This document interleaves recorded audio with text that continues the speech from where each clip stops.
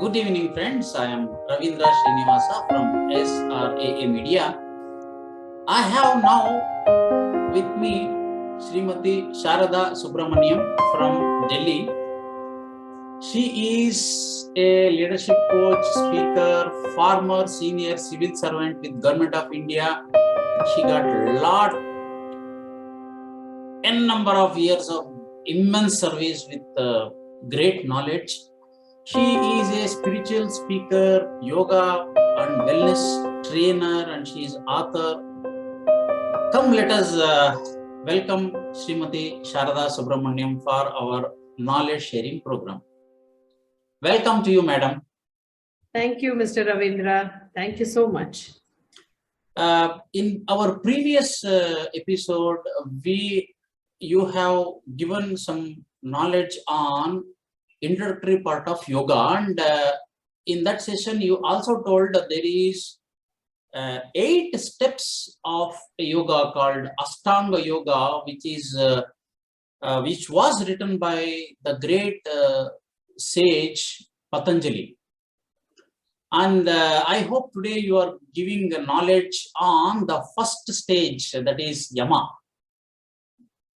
Yes, as we mentioned last time, not just Patanjali, I think in general, the Indian yogic system. Okay. In fact, right from the times of the Vedas, the Rig Vedas, there are enough and more explanations as to what yoga is. And all these 8 limbs of yoga have also been kind of merged in our spiritual life. So it's not as if, in Indian life itself, yoga is not a separate part from our day-to-day living. Whatever we do on a day-to-day basis, we have to first build in and prepare ourselves through our daily life activities in order to start with yoga. And this starts almost immediately after birth, because those are the kind of prescriptions given. So like we spoke last time, there are 8 limbs of yoga, as they say, the Ashtanga. So it's Yama, Niyama, which are basically the things you should do, the things you should not do, to put it very simple. So Yama is about the good conduct. What are the kinds of behavior and character traits that you must develop? And these are things which we start at a very young age. These are the kind of basic good conduct stories and teachings that we give to our young children. Then comes Niyama, which is like things which you must do. These Yama is things you should not do. Niyama is things you should do, is kind of a simplified way of putting it. Then come the asanas, which is also just a shorter, after you get into Niyama and Yama, then you get into asanas. Then you do pranayama. Unfortunately, asana and pranayama have become the 2 main flag bearers of yoga, and the other aspects which are probably more essential in many ways, because without them, asana and pranayama are like, they stand alone. They're like 2 orphans. So you cannot put only 2 limbs. All the 8 limbs together only can make a complete yogi. Then comes pratyahara, which is a further higher stage where you start withdrawing your senses from all the objects around you, all the desires, all the various material bounties. Then comes dharana, which is concentration. You gradually start reducing thoughts coming into your mind. The mind is always compared to a monkey. So because it keeps jumping from one idea to another idea, so that monkey has to be controlled. Then you move into a higher stage of dhyanam, which is like a meditation. So you move into a thoughtless self-contemplation phase, which is where you become still, you become quiet.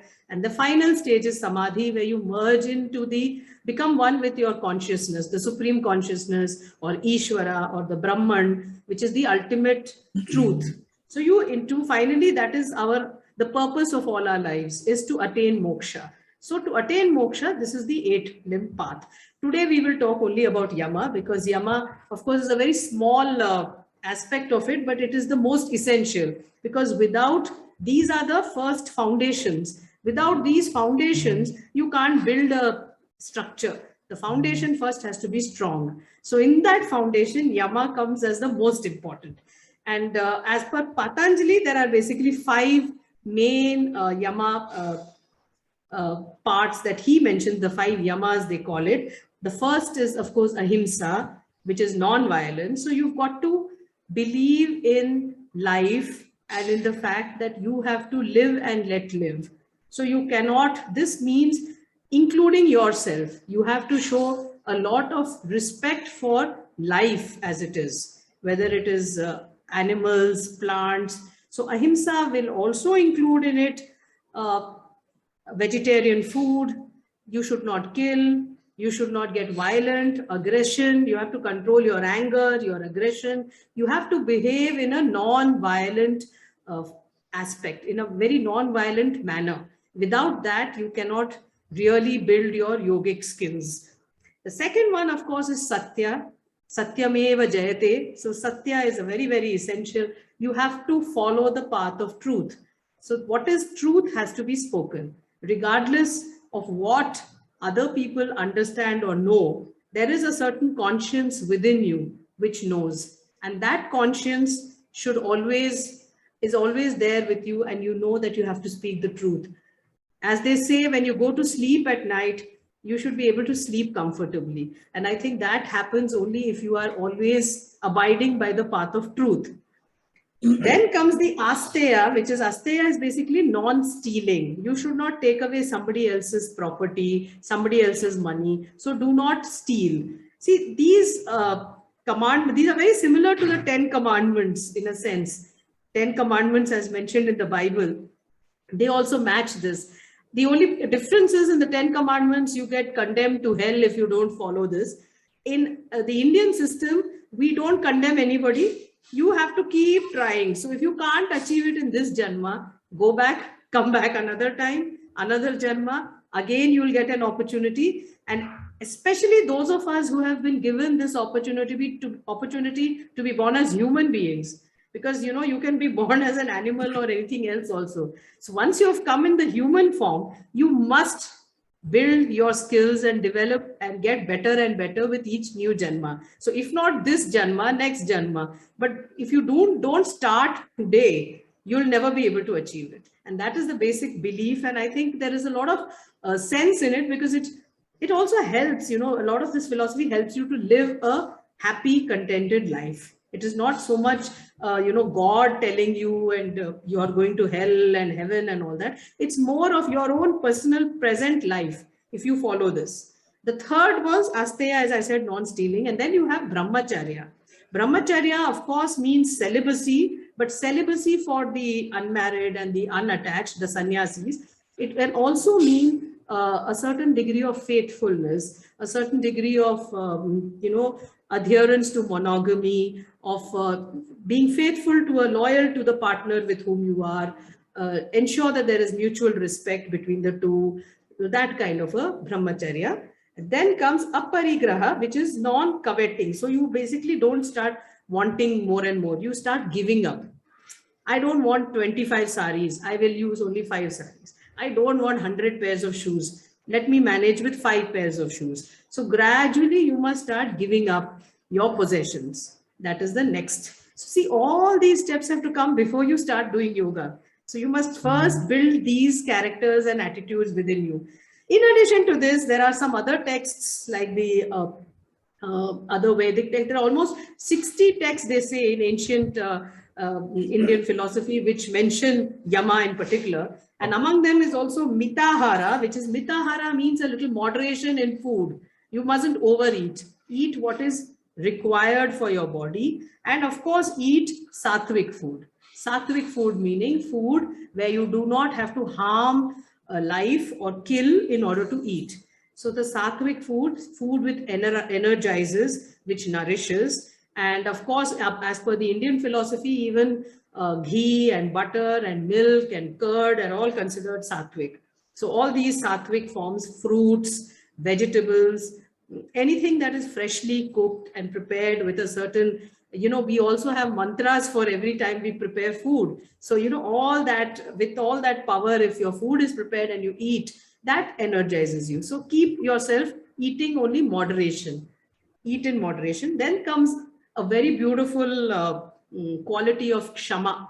Kshama means to be able to forgive, forgiveness. If somebody has spoken rudely, badly to you, somebody has harmed you, learn to forgive, learn to forgive, learn to have that level of empathy. And then comes along with it daya, which is compassion. So build compassion. Then there is arjava. Arjava is non-hypocrisy. So don't be a hypocrite. Speak what you feel and don't create a hypocritical society. Let us try to be honest about whatever is happening and open about it. That is also essential. And then is a very nice and strong quality called dhriti, which is fortitude. I think all of us in life need to develop courage and fortitude. Dhriti, which is basically the strength to be able to bear problems in life, any kind of issues which may bother us, setbacks, failures, somebody is speaking badly to you, all this. So unless and until we develop all these forms of yama, and then we move into niyama, which we can discuss in the next episode. So these become yama. So basically, if you look at it, it is very simple. It is something which all of us learn in our very young age. But we all know that we should speak the truth. We all know that these are all the right things. But when it comes to actual practice, it becomes difficult. When you are, if you have a taste for non-vegetarian food, it becomes very difficult to give up something you love. It becomes difficult to even give up what you possess if you have to give up. So it becomes difficult sometimes not to desire other people's things. Oh, he has a lovely house. I wish I had a house like that. Oh, I wish I had that job. I wish I could become president of the country. So, all these desires and jealousies, these ego battles. Why did he have to tell me this? I'm not going to talk to him. He spoke badly. Let him come and say sorry first. So all these kinds of unnecessary ego hassles, these conditions create a barrier in your life, and they prevent you from experiencing bliss. And what moksha is actually bliss. So the idea is that whatever is going to prevent you from being happy, prevent you from being peaceful, prevent you from reaching moksha, these are the things you have to shed. So one by one, and it is a matter of practice. You need a lot of training. You have to keep reminding yourself. So yama is a daily practice. It's a daily reminder. You can't say, oh, my mother taught me, so now I know that to steal is bad. No, you have to be sure that in any way you should not steal. In many ways, even if you in the Gita, for example, there is a beautiful verse which says that people who eat food without thanking God, people who have a bath without thanking the cosmic forces, your water, in our Vedic tradition, we worship the sun, we worship water, we worship the food we eat, we have to serve our ancestors. There's a Pitra Yajna, there is a Bhuta Yajna, there are Rishi Yajna. So even the sannyasis and rishis, your gurus, you're supposed to honor all of them. So anyone who doesn't do this and continues to live is also considered a thief. So as you grow, there are layers and layers where these aspects of yama have to be adopted in your life. So as you become older and older, you understand what yama actually comprises. It's not just taking away somebody's pen or taking 10 rupees from a wallet. No, it's not just that.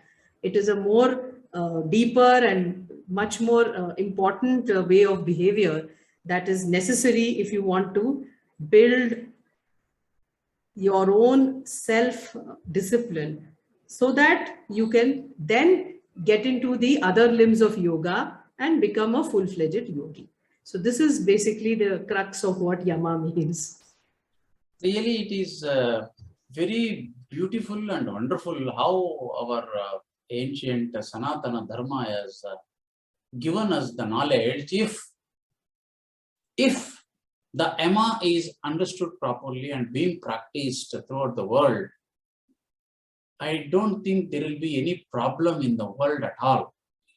The world will become very peaceful, very harmonious, enjoy to live, enjoy to attain moksha. All these Yes. things are possible only when the basic principles of life Yes. is understood and is implemented. Absolutely. Thank you for giving such a beautiful, wonderful presentation on YAMA in a more simplest possible manner. You have explained. Hope our audience will get benefit out of your presentation. And if there is anything to ask, any doubts or any clarification, you please, I request audience to write in a comment box, where I hope Srimati Sharada Subramaniam is happy to reply to those comments. Definitely. I would love to respond, and it will also help me learn, because I'm also only a student and I'm also reading and learning as I speak. So any comments, anyone who knows something new about YAMA and can share, it will be wonderful, because I think all of us need to know what all these beautiful traditions that have been established by our ancestors are. So thank you very much for this opportunity, Mr. Ravindra. It was a real pleasure. Thank you. Namaste. Namaste. Namaste.